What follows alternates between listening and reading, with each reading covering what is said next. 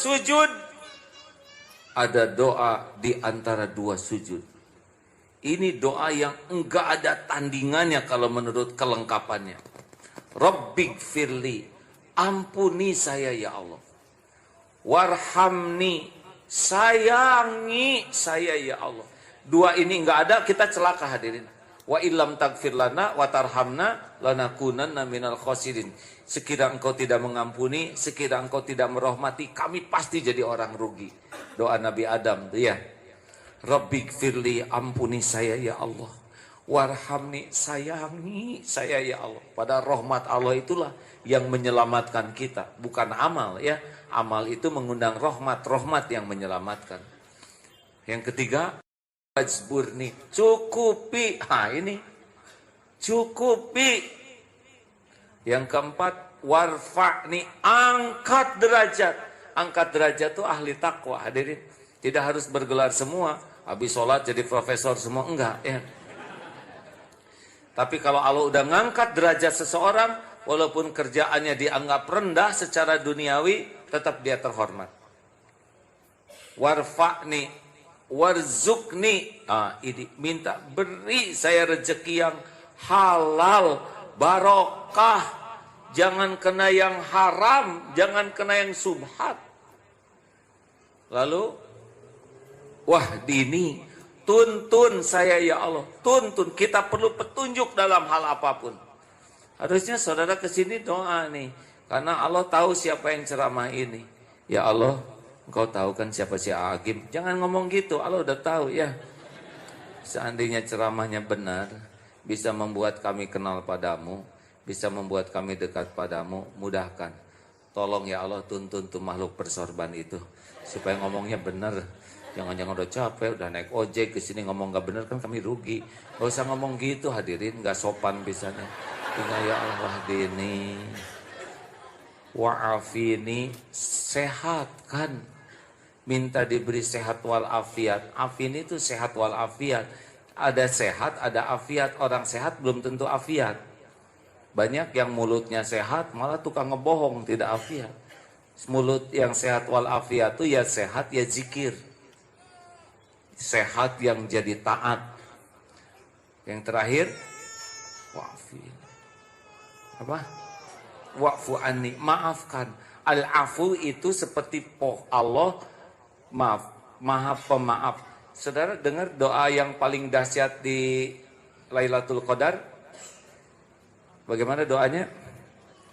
Allahumma innaka afuwun tuhibbul afwa fa'fu anni. Padahal begitu banyak, tapi ternyata di malam Lailatul Qadar itu minta kemaafan Allah. Nah, al-afu itu seperti mencabut pohon sampai ke akar-akarnya, habis semuanya. Nah, dosa itu kayak gitu. Kalau kena kemaafan Allah, dicabut habis, karena ada yang ditutup, ada yang ditimbun, ada yang dihapus, ada yang dicabut sampai ke akar-akarnya. Nah, ini doa ada pada wassalat. Mau enggak dosanya dihabiskan sama sekali sampai ke akar-akarnya? Itu ada. Sayang kita jarang pakai doa itu ya. Itu kan doa yang paling tidak khusyuk, benar? Oh iya, kita kan sujud.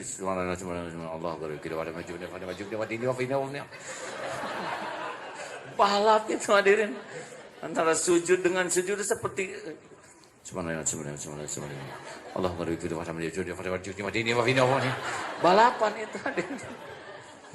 Kita aja ngomong minta ke orang nggak pernah kayak gitu.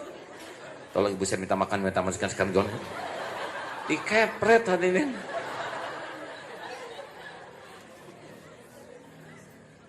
Ayo kawan-kawan, kita perbaiki sholat, mau? Udahlah, persoalan mah itu bukan urusan kita, persoalan urusan Allah. Ya kita mah bodoh, udah bodoh banyak mikir ya stres. Udah lemah sok kuat stres. Udahlah, dah kita mah nggak disuruh menyelesaikan persoalan sendiri tuh enggak, karena Allah udah tahu kita ini nggak ada apa-apanya. Kita ini la haula wala quwata illa billah. Apa coba artinya? tidak ada daya, tidak ada kekuatan, itu tidak ada daya menolak musibah, tidak ada kekuatan mendatangkan manfaat kecuali dengan izin Allah. Gak ada apa-apanya kita ini, beneran. Kalau nggak ditolong Allah. Makanya jangan takut oleh persoalan. Walaupun berat, karena berat itu kalau mengandalkan selain Allah. Tapi kalau mengandalkan Allah ada yang berat enggak? Tuh udah nggak dijawab hadirin. Kan berat ringannya hidup ini sebetulnya kuncinya sama. Allah nolong atau enggak? Kalau Allah nolong, ya apa sih yang susah? Ngurus jagat semesta aja gampang. Benar? Makanya jangan sok pinter. Udah bodoh kita ini segala dipikir ya stres. Apa nggak boleh mikir? Boleh. Tapi tiap mikir jadi zikir. Itu kuncinya. Ingat dolar. Ingat apa? Ingat kita nggak punya. Ya. Ingat dolar. Ingat Allah. Ingat anak. Ingat Allah, ingat istri, ingat Allah. Yang belum punya istri, ingat Allah. Apalagi itu ya. Ingat syahwat, ingat Allah. Ingat marah, ingat Allah. Gitu aja. Dan Allah tahu pergolakan pikiran kita, pergolakan hati kita. Dan Allah tidak menyia-nyiakan semua ikhtiar hamba-hambanya untuk kembali kepadanya. Gitu hadirin. Dan memang begitu. Makanya udahlah, ada apa-apa mah sholat aja. Jaga wudhu kemana-mana ya. 3, supaya sholatnya diijabah. 1, sholat tepat waktu, berjamaah di masjid kalau bisa. Laki-laki yang jarang ke masjid, padahal masjid ada, namanya lelaki solehah ya. Ini bukan LGBT hadirin. Kalau punya suami, usir dari rumah. Terutama Isya. Isya tuh kalau sholat jamaah sama dengan separuh malam sholat terus menerus. Kalau sholat subuh berjamaah di masjid itu sepanjang malam dianggap sholat terus menerus. Lelaki nggak bisa enggak ya. Ayo berangkat ke masjid. Kalau enggak nanti solehah ya. Di rumah suami jadi imam di rumah udah pakai mukena aja sama-sama. Ini bukan nyindir hadirin, serius ya. Kemudian yang kedua perbanyak sholat sunnah. Habis wudhu, syukurul wudhu 2 rakaat. Ada keinginan sholat hajat. Sebetulnya tidak ada sholat hajat, tapi sholat untuk berhajat. Lagi diam, aduh ingat dosa, aduh ingat maksiat, astagfirullah, astagfirullah. Cepat ambil wudhu, sholat, bisa hapus tuh dosa. Ada keinginan, saya pengen tapi baik nggak sholat.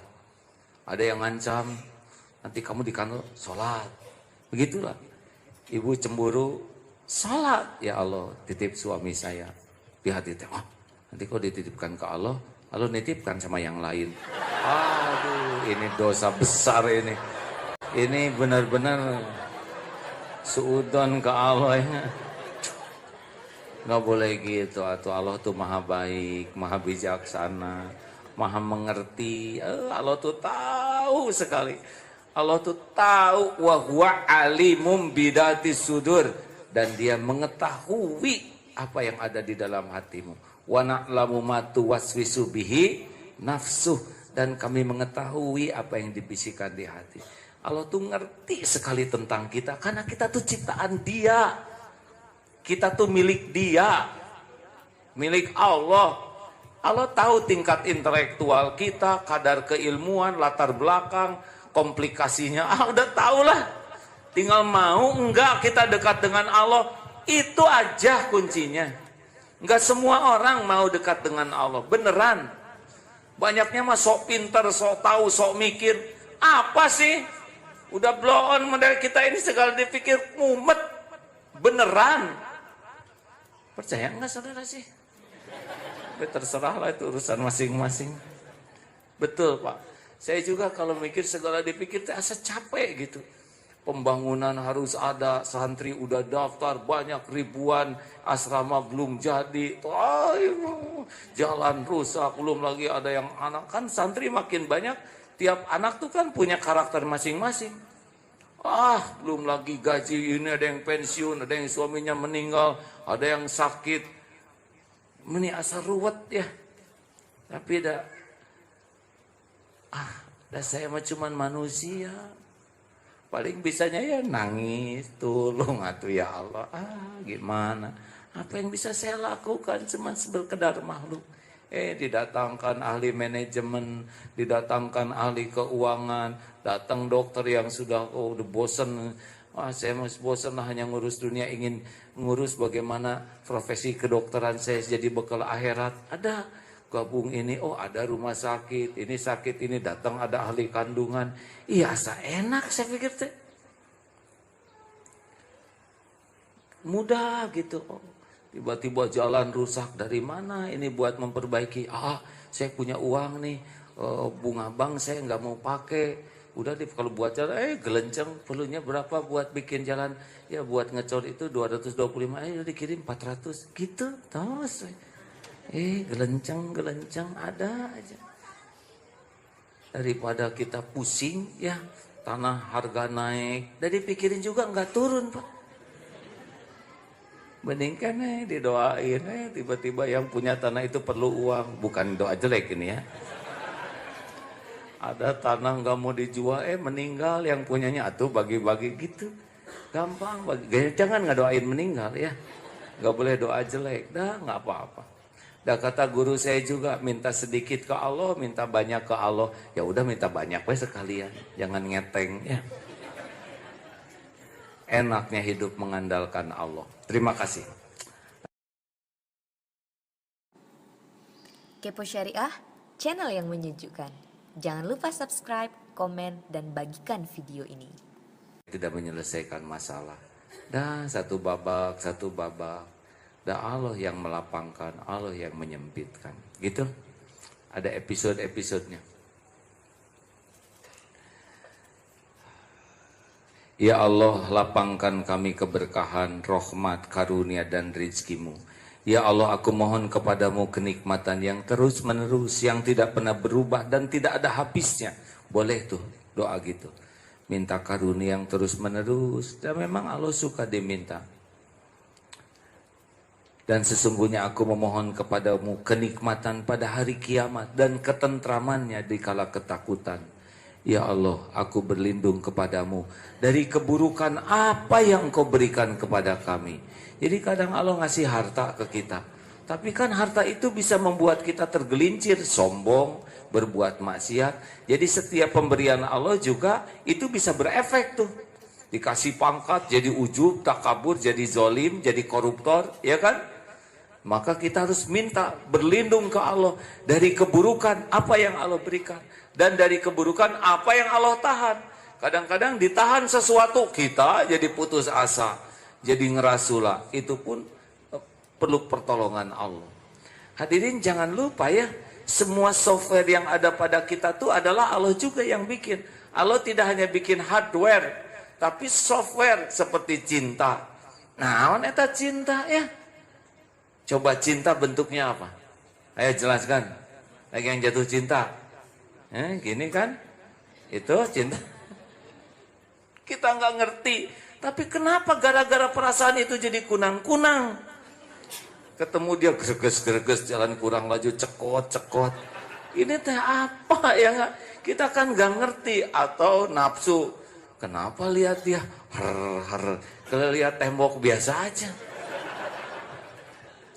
Aneh, betul? Halo? Itu lewat, misalkan orang pakaian terbatas, lihat kambing nggak berpakaian biasa. Kenapa nggak ke kambing aja ya? Ini kan saya suka mikir, ini apa perasaan ini dari mana? Atau marah, tersinggung. Hei monyet, padahal kena enggak, hanya nyebut nyet ya. Itu juga sebetulnya ayam penyet, hanya kita marah, membara. Ini teh apa? Ada apa dalam diri ini? Kalau kita enggak berlindung ke Allah, capek atuh. Makanya lihat sedang tawaf. Ini ikhwan akhwat dipisah, ya. Sholat juga dipisah. Tawaf enggak dipisah. Rapat. Ini kemarin saya tawaf. Aduh, rapat sekali. Depan, belakang, samping, kiri, kanan. Ini lawan jenis, bukan muhrim. Waduh. Pakai ihram lagi. Tapi aman, nggak ada pelecehan seksual. Kenapa? Karena semuanya fokus zikir.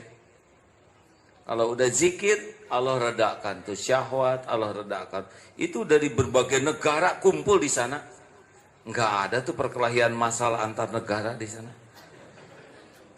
Nggak ada tuh sikut smackdown di sana, nggak ada. Beneran Pak, itu bakal keinjak, ketabrak kursi roda, enggak ada tuh. Karena zikir. Oh begini ya, kalau nafsu dikembalikan ke Allah reda, amarah dikembalikan ke Allah reda, cinta dikembalikan ke Allah terkendali. Makanya masalah kita tuh sebetulnya bukan masalah software dan hardware kita, tapi masalahnya ngandelin Allah enggak untuk menaklukkan, mengendalikannya. Benar? Kayak mau tidur. Kita kan kalahkan nyari obat tidur. Jam 12 belum tidur nih. Makin gak tidur. Aduh jam 1. Coba bilang ke Allah gini kalau, ya Allah.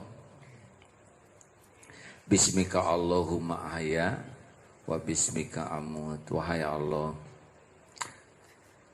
Terserah padamu. Mau tidur, mau dibangunin, kau udah tahu kalau saya nggak tidur besok gimana. Saya mau zikir, ya Allah terserah. Kalau serius hadirin, kan ada yang nanya, kok gampang sekali tidur, duduk di kendaraan. Ya memang saya harus istirahat, karena nggak punya waktu istirahat cukup. Caranya gitu, pasrahkan ke Allah, dah Allah tahu. Kalau kita nggak tidur semalaman, besok babak belur, ya. Daripada segala diminum, udah tinggal pasrah, ya Allah. Kema Allah, terserah ya Allah, kau maha baik. Subhanallah, saya mau zikir, subhanallah, beres. Daripada lihat jam nggak ada habisnya. Percayalah hadirin, Allah teh udah tahu persis keadaan kita. Tinggal kita mengandalkan Allah atau tidak, itu aja. Wa may yatawakkal 'alallah fahuwa hasbuh. Ini ayatnya Al-Baqarah 152 ya. A'udzu billahi minasy syaithanir rajim. Bismillahirrahmanirrahim. Fadhkuruni أذكركم واشكروني ولا تكفرون يا أيها الذين آمنوا استعينوا بالصبر والصلاة إن الله مع الصابرين.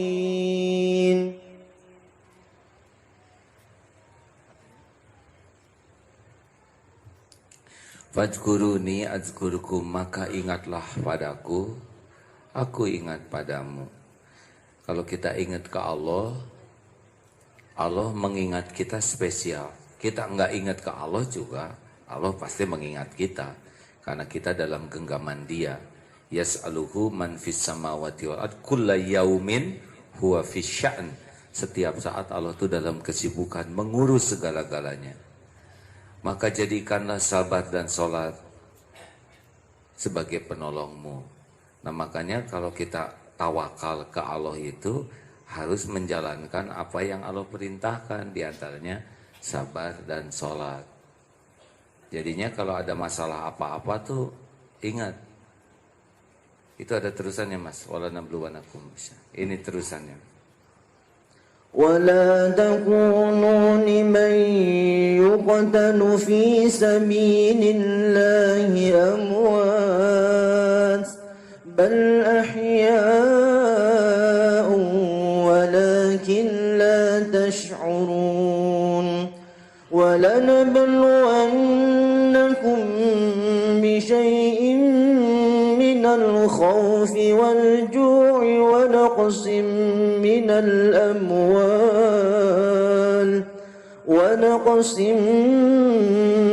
الأموال والأنفس والثمرات وبشر الصابرين الذين إذا أصابتهم مصيبة قالوا إنا لله وإنا إليه راجعون أولئك عليهم صلوات من ربهم ورحمة وأولئك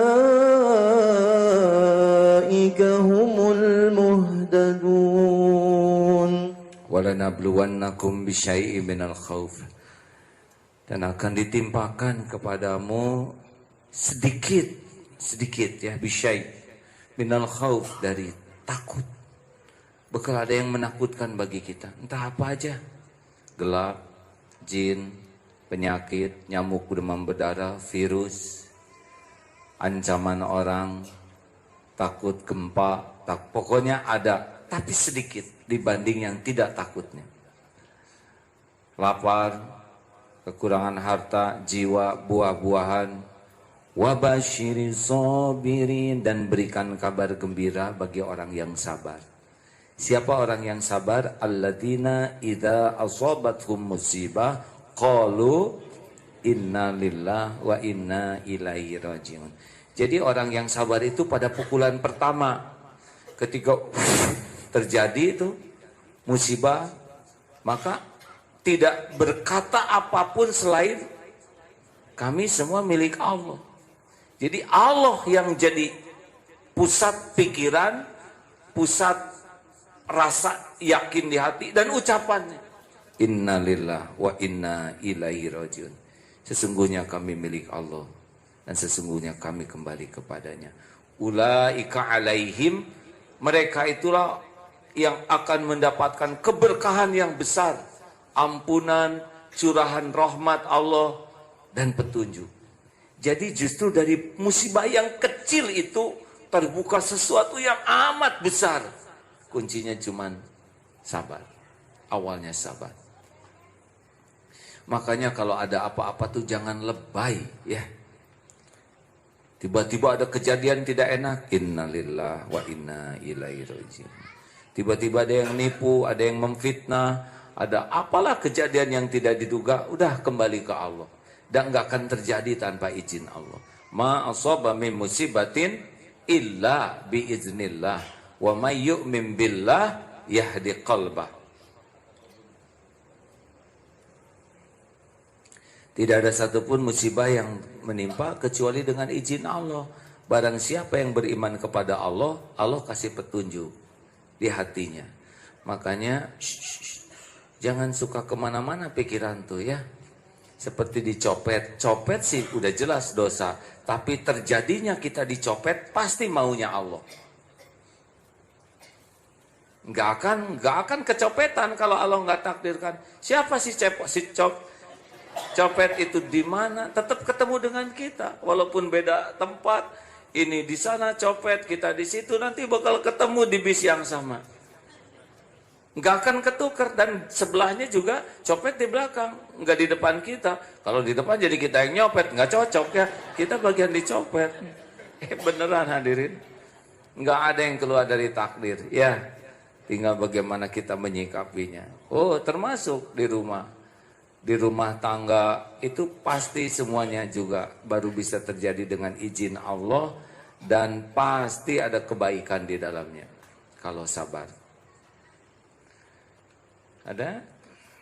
Bismillahirrahmanirrahim.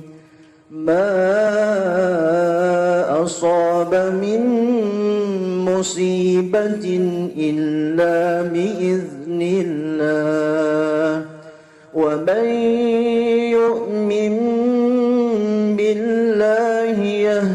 قلبه والله بكل شيء عليم.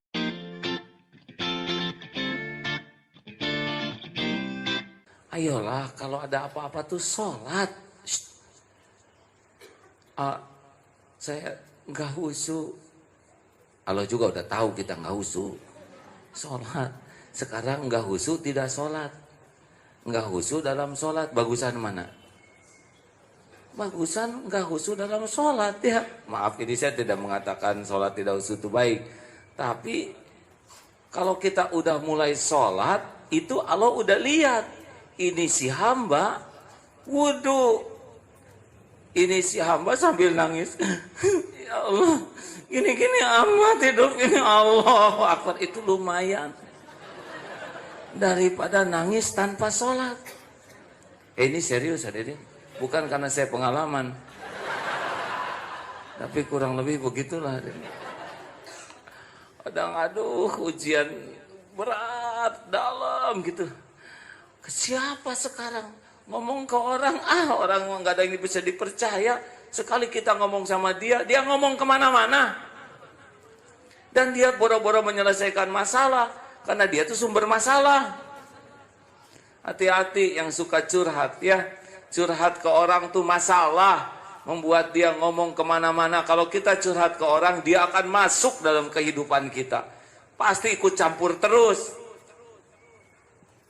Curhat ke Allah sambil nangis di kamar. Udah nggak usah segala diomongin, nggak usah nelpon sana, nelpon sini, broadcast ini, broadcast itu. Udah ambil wudhu, sholat, Allahu Akbar. Maaf ya Allah, saya kurang khusyuk nih, lagi sedih.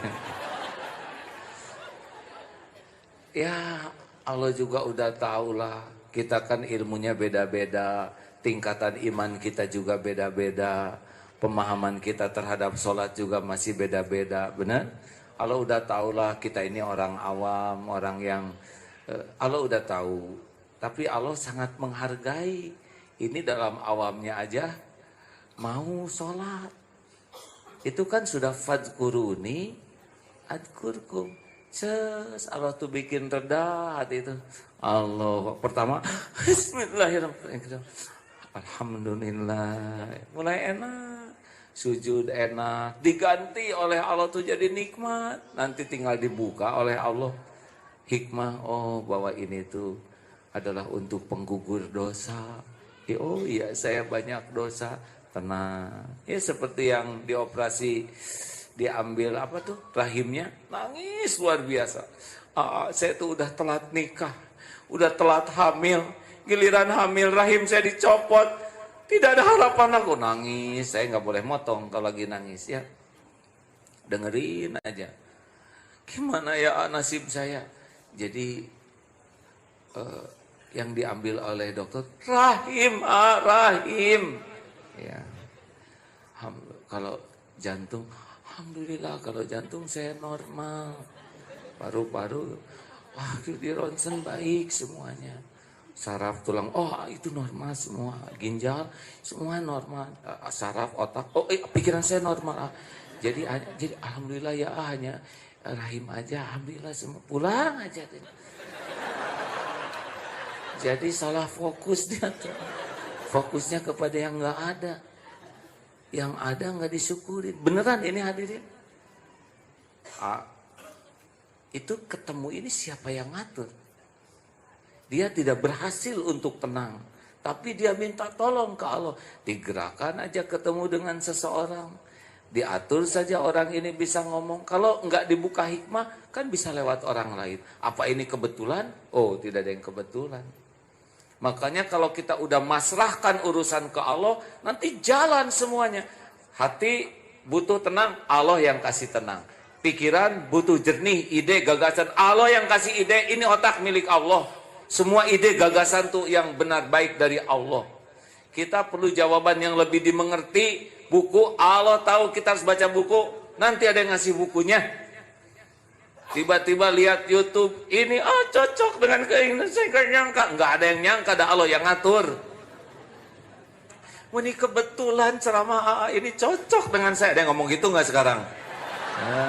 Allah tahu saudara lagi banyak masalah, makanya Pura-pura ya ada Instagram, kita kesana itu teh Allah yang ngatur. Ya Allah.